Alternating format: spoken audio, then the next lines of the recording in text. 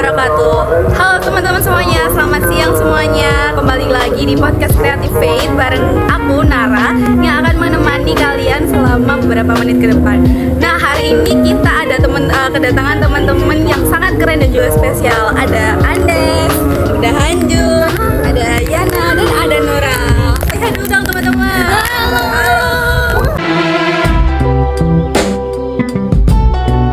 Halo.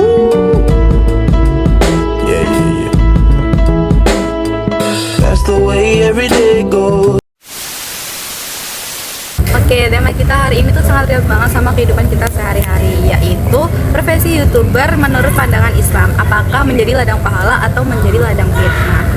Nah, kan sekarang tuh banyak banget nih anak muda yang kalau misalnya ditanya tuh cita-citanya mau jadi apa, jawabannya tuh bukan malah menjadi dokter atau menjadi guru, tapi itu sekarang banyak anak muda yang pengen jadi content creator dan juga jadi YouTuber.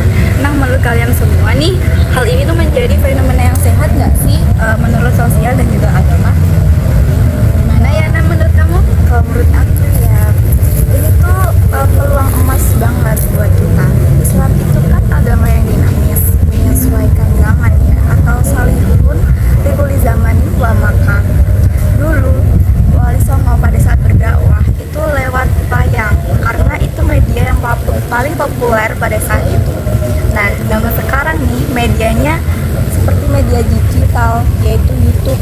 Nih, bayangin kita bikin satu video yang bermanfaat, yang nonton itu jutaan orang di seluruh dunia. Itu kan bisa jadi ladang amal jariah yang luar biasa nggak sih buat kita?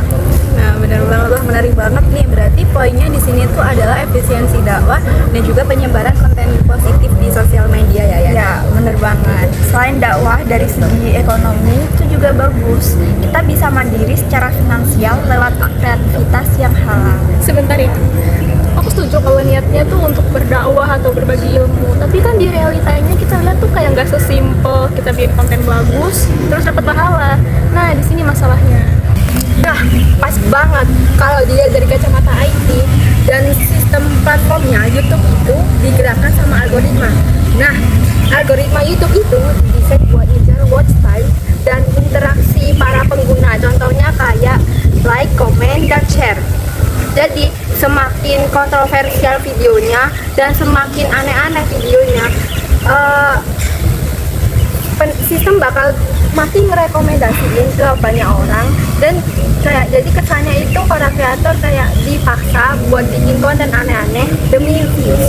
Betul kata Hanjo. Jadi demi mencar algoritma itu banyak YouTuber akhirnya terjebak di konten-konten clickbait kayak konten bohong, konten kekayaan atau ria, dan juga berkedok infotainment. Nah, sama juga ada yang kayak ngelewatin batas aurat demi naikin views. Jadi uang yang didapat dari AdSense YouTube ini tuh kayak jadi kesannya abu-abu atau syubhat, karena cara dapetin itu pakai cara yang sebenarnya dilarang di agama kita.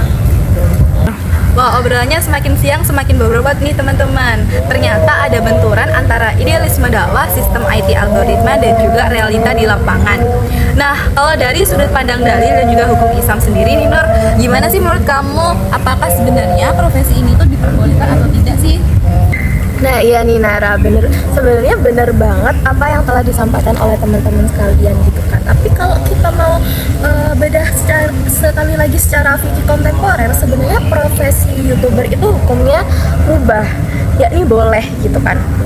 Karena dia masuk ke dalam muamalah, yakni duniawi gitu kan, dimana kaidahnya yakni hukum asal dari sesuatu itu boleh sampai ada dalil yang melarangnya.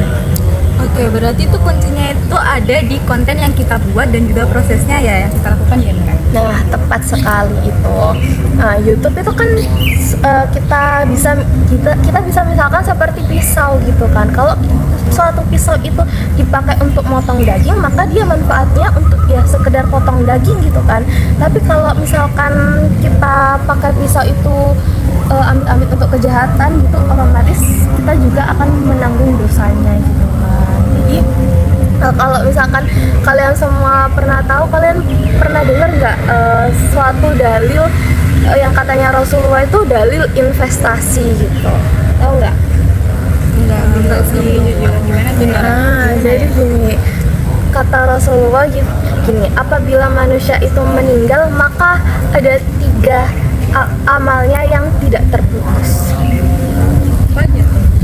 Pertama itu kan sedekah jariah, yang kedua itu ilmu yang bermanfaat, nah yang ketiga ini anak yang soleha. Nah kalian semua merasa soleha nggak? Sejauh ini ya, alhamdulillah. Alhamdulillah, masya Allah. Saya yakin hampir semua teman-teman semuanya merupakan anak yang soleha. Amin. Nah kalau kamu sebagai YouTuber itu bikin konten, misal konten coding gitu kan, masak, motivasi islami, atau tips and trik lainnya yang bermanfaat dan akan ditonton oleh ribuan masyarakat di luar sana, bahkan jutaan mungkin ya. Nah itu masuk ke arah ilmu yang bermanfaat. Nah selama videonya itu masih ditonton dan orang itu walau kita sudah meninggal, nah pahalanya tuh akan terus mengalir. Tapi ingat, tapi kita kan ada juga namanya dosa jariah. Nah kalau kontennya itu berupa maksiat gitu kan, misal katanya tadi pamer aurat gitu, atau fitnah-fitnah yang ditebarkan selewat media sosial gitu kan, maka dosanya juga akan ikut mengalir. Nah, di sini aku juga mau nambahin dari sisi teknis IT juga. Selain konten, ada tantangan di AdSense atau sistem monetisasinya nih. Seringkali iklan yang muncul di video itu kita nggak bisa kontrol 100%. Kadang muncul iklan yang emang nggak syar'i. Nah, sebagai konten kreator yang kritis, kita juga harus pinter-pinter ngefilter kategori iklan di Google AdSense dashboard kita. Kita blokir kategori iklan yang berbau judi, alkohol, dan hal negatif lainnya. Itu bentuk ikhtiar kita dengan menjaga kehalalan dan kehalalan pendapatan.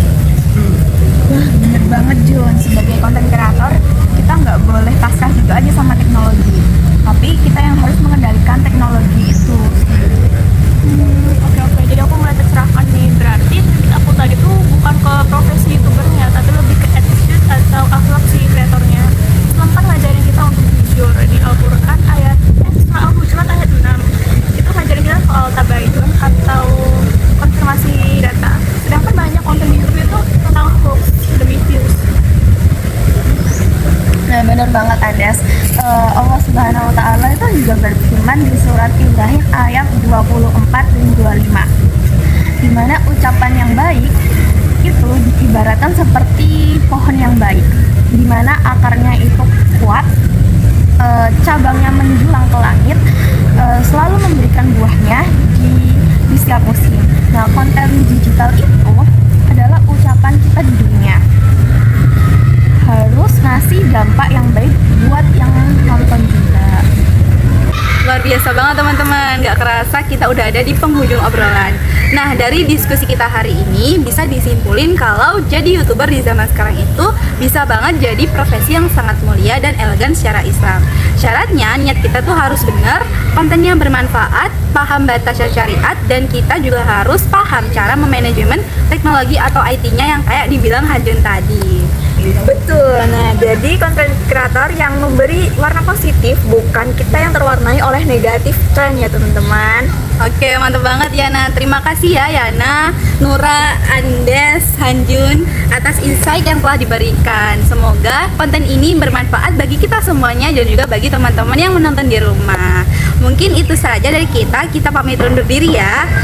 Wabillahi taufiq wal hidayah. Wassalamualaikum